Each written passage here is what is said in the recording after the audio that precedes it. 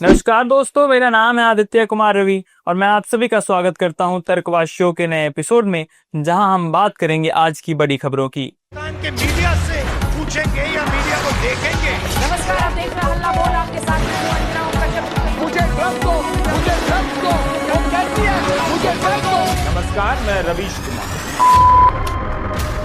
भारत पाकिस्तान जंग पर अमेरिकी राष्ट्रपति डोनाल्ड ट्रंप के दावों पर कांग्रेस ने आज केंद्र सरकार पर 3 सवाल खड़े किए हैं। पहला, क्या ट्रंप ने वाकई सीज फायर करवाई थी? वे इसका 24 बार जिक्र कर चुके हैं। दूसरा, क्या ट्रंप ने व्यापार की धमकी देकर जंग रुकवाई थी? तीसरा, जंग में 5 लड़ाकू विमान किसके गिरे? दरअसल ट्रंप ने शुक्रवार को व्हाइट हाउस में रिपब्लिकन सांसदों के साथ डिनर के दौरान दावा किया कि मुझे लगता है कि भारत पाकिस्तान संघर्ष में सच में 5 जेट गिरे थे। हालांकि उन्होंने यह साफ नहीं किया कि विमान किस देश के गिरे थे। कांग्रेस ट्रंप के इन्हीं दावों पर मानसून सत्र में सरकार से जवाब चाहती है। मानसून सत्र 21 जुलाई से शुरू हो रहा है। इस मुद्दे पर हंगामे के आसार हैं। भारत पाक संघर्ष विराम पर कांग्रेस पहले भी सवाल खड़ी करती रही है। 18 जून को अमेरिका ने पाकिस्तान को आतंक के खिलाफ शानदार सहयोगी बताया था। जयराम रमेश ने सोशल मीडिया पर लिखा था कि अमेरिकी सेंट्रल कमांड के चीफ जनरल माइकल कुरिल्ला ने आतंक विरोधी अभियान में पाकिस्तान को शानदार सहयोगी बताया है। पाकिस्तान, जिसने ओसामा बिन लादेन को शरण दी, वो शानदार सहयोगी कैसे बन सकता है? पाकिस्तान शानदार अपराधी है। अपराधी को सहयोगी कहना भारत के लिए झटका है। रमेश ने पूछा, क्या ऑपरेशन सिंदूर को अमेरिका के दबाव में रोका गया? कांग्रेस सांसद ने सवाल किया कि प्रधानमंत्री इस मुद्दे पर चुप क्यों हैं? क्या अमेरिकी दबाव में भारत ने युद्ध रोका ताकि व्यापार समझौता हो सके? उन्होंने कहा, यह सवाल सैन्य नहीं बल्कि राजनीतिक है।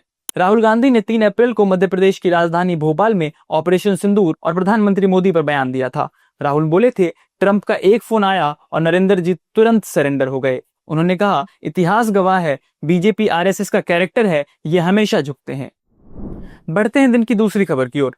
लोकसभा चुनाव 2024 के बाद इंडिया गठबंधन के नेता आज शाम 7 बजे ऑनलाइन बैठक करने वाले हैं। इसमें देश की मौजूदा राजनीतिक स्थिति पर चर्चा की जाएगी। मीटिंग में आम आदमी पार्टी शामिल नहीं होगी। टीएमसी ने पहले बैठक से दूर रहने के संकेत दिए थे, लेकिन अब उसने कहा है पार्टी के राष्ट्रीय महासचिव अभिषेक बैनर्जी ऑनलाइन बैठक में शामिल होंगे। सूत्रों के मुताबिक लोकसभा में नेता प्रतिपक्ष राहुल गांधी ने तमिलनाडु के मुख्यमंत्री एम.के. स्टालिन समेत कई नेताओं से बातचीत की है। ये बैठक ऐसे वक्त में हो रही है जब मानसून सत्र शुरू होने वाला है और बिहार में मतदाता सूची के विशेष पुनरीक्षण प्रक्रिया एसआईआर को लेकर घमासान मचा हुआ है। इंडिया की आखिरी बैठक इसी साल 3 जून को हुई थी। इसमें केंद्र सरकार से ऑपरेशन सिंदूर पर संसद का विशेष सत्र बुलाने की मांग की गई थी। वहीं इससे पहले 5 जून 2024 को लोकसभा चुनाव को लेकर मीटिंग हुई थी। बढ़ते दिन की अगली खबर की ओर, जो है पंजाब से। अमृतसर स्थित गोल्डन टेम्पल को बम से उड़ाने की धमकियां लगातार 6ठे दिन भी मिली है, जिसमें सुरक्षा एजेंसियों की चिंता बढ़ा दी है। ताजा मामला शुक्रवार रात का है, जब एसपीजी के ईमेल पर फिर एक धमकी भरा संदेश भेजा गया। बीते 6 दिनों से यह 8वीं बार है जब इस पवित्र स्थल को नुकसान पहुंचाने की धमकी आई है। इस घटना के बाद गोल्डन टेम्पल के भीतर और बाहर सुरक्षा व्यवस्था और सख्त कर दी गई है, जिसमें एसपीजी का टास्क फोर्स और पूरी मुस्तैदी से तैनात कर दिया गया है। उधर श्री अकाल तख्त साहिब के जत्थेदार ज्ञानी कुलदीप सिंह गड़गज ने राज्य और केंद्र सरकार की सुरक्षा एजेंसियों पर सवाल उठाए हैं। उन्होंने कहा, क्या तकनीक और संसाधनों के होते हुए भी अब तक असली दोषी का पता न चल पाना गंभीर चिंता का विषय नहीं है? जत्थेदार ने मांग की, दोषी को जल्द से जल्द खालसा पंथ के समक्ष पेश किया जाए और धमकी देने के पीछे उसकी मंशा का गहन जांच की जाए। उन्होंने जोर दिया कि गोल्डन टेम्पल न सिर्फ सिखों बल्कि पूरी मानवता का साझा आध्यात्मिक स्थल है, जहां हर दिन हजारों श्रद्धालु माथा टेकने आते हैं। उन्होंने सवाल उठाया कि पुलिस द्वारा एक संदिग्ध शुभम दुबे को हिरासत में लेने के बावजूद 5 दिन बीतने के बाद भी असली दोषी सामने क्यों नहीं आया है। जत्थेदार ने आशंका जताई कि कहीं इसका उद्देश्य श्रद्धालुओं के मन में डर पैदा करना और उनकी संख्या में कमी करना तो नहीं है। पुलिस कमिश्नर ने मामले में क्या क्या बताया है, आइए वो जानते हैं। पुलिस कमिश्नर ने बताया, शुभम दुबे 24 साल का है और सॉफ्टवेयर इंजीनियर है। वो 2 कंपनियों में जॉब कर चुका है, लेकिन अब बेरोजगार है। कुछ टेक्निकल एविडेंस मिले हैं जिसके चलते शक शुभम पर गया है। फिलहाल शुभम से कड़ी पूछताछ की जा रही है। पुलिस कमिश्नर ने आगे बताया कि ईमेल भेजने के लिए आरोपी डार्क वेब का प्रयोग कर रहा है। यही कारण है कि आईपी एड्रेस अन्य देशों के सामने आ रहे हैं। इतना ही नहीं, पहले कुछ ईमेल आउटलुक से भेजे गए थे, लेकिन 16 जुलाई को भेजे गए ईमेल हॉटमेल से भेजे गए थे। पुलिस कमिश्नर ने कहा, उन्हें आशंका है कि गोल्डन टेम्पल को धमकी वाला ईमेल भेज कुछ युवक, संगठन या लोग आकर्षण पाना चाहते हैं। दरअसल इस तरह के ईमेल दिल्ली के स्कूल, अदालतों, विभिन्न राज्यों के मुख्यमंत्रियों और विभिन्न संस्थानों को भी आए हैं। पुलिस कमिश्नर ने आगे बताया कि पुलिस को शुभम से पूछताछ के दौरान कुछ अहम सुराग मिल सकते हैं।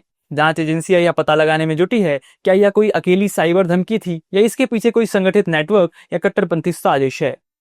मुख्यमंत्री भगवंत मान ने भी उच्च स्तरीय बैठक की है इस मामले में।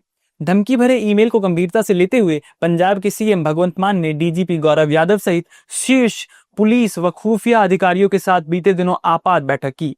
बैठक के बाद उन्होंने सोशल मीडिया पर पोस्ट कर कहा, हम पंजाब की सुरक्षा से कोई समझौता नहीं करेंगे। गोल्डन टेम्पल जैसे पवित्र स्थल की रक्षा करना हमारी सर्वोच्च प्राथमिकता है। सुरक्षा एजेंसियां सतर्क हैं और कोई भी राष्ट्र विरोधी तत्व बख्शा नहीं जाएगा।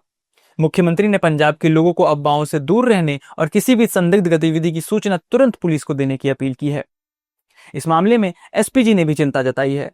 एसपीजी प्रधान हरिजिंदर सिंह धामी ने इस पूरे घटनाक्रम पर चिंता व्यक्त की है। उन्होंने कहा, यह स्पष्ट नहीं धमकी किसी शरारत का हिस्सा है या किसी बड़ी साजिश का इशारा। उन्होंने सरकार से इस मामले की गहराई से जांच करने की मांग की है। आज की बड़ी खबरों के सिलसिले को हम यहीं विराम देते हैं। तब तक आप बने रहें तर्कवाद शो के साथ। मैं आदित्य कुमार रवि आप सबसे इजाजत चाहता हूं। नमस्कार।